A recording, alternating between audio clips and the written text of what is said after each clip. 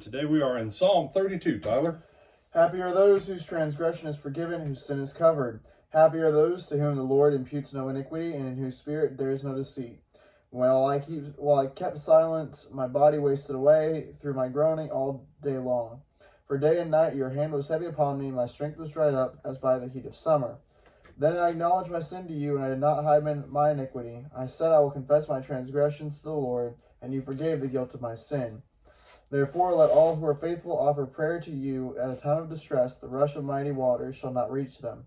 You are a hiding place for me. You preserve me from trouble. You surround me with glad cries of deliverance. I will instruct you and teach you the way you should go. I will counsel you with my eye upon you. Do not like a horse or a mule without understanding, whose temper may be curbed with a bit or bridle, else it will not stay near you. Many are the torments of the wicked, but steadfast love surrounds those who trust in the Lord. Be glad in the Lord and rejoice, O righteous, and shout for joy, all you upright in heart. All right. So we have two conversations here.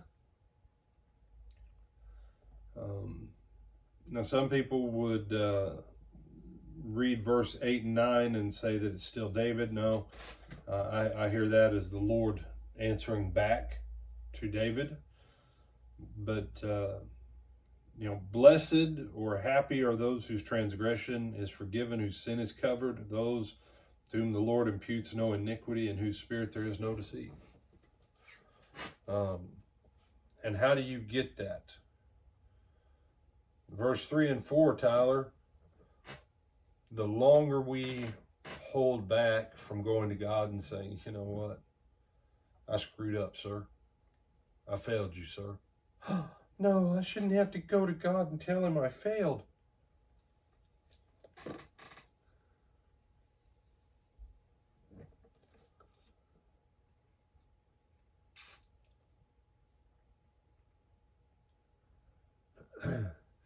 Have I ever fixed your tie? Yes. Why do I fix your tie? So I don't look ruffled or frumpy or whatever. Okay. If you know your tie needs work,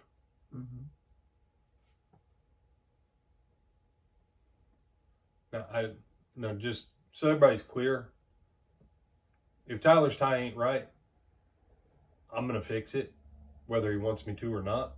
And I'm not going to not fix him. You say, he's a grown man.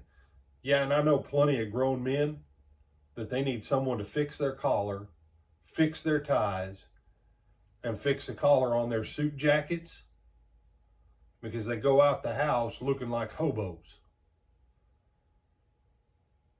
I'm not going to wait for Tyler to ask me to help fix his tie. Now, as time's gone on, Tyler, you've gotten better about your ties and stuff.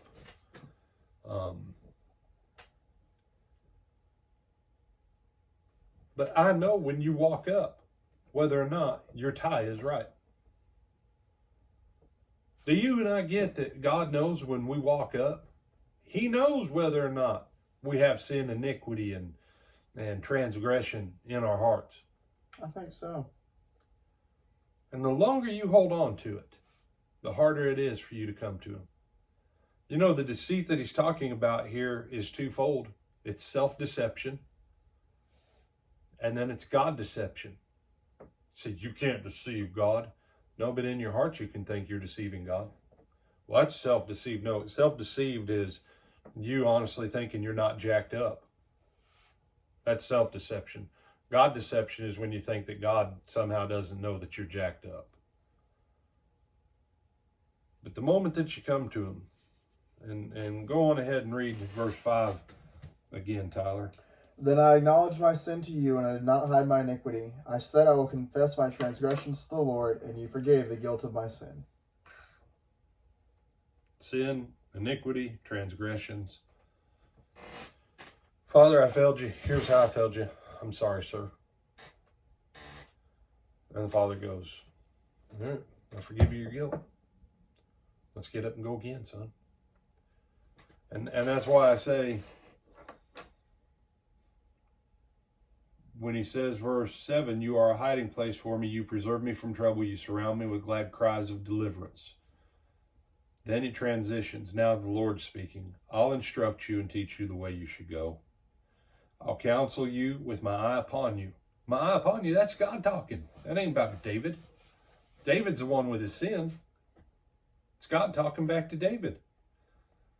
Don't be like a horse or a mule, though, David, without understanding. Otherwise, I'm going to have to put a bit and bridle in to get you under control, David.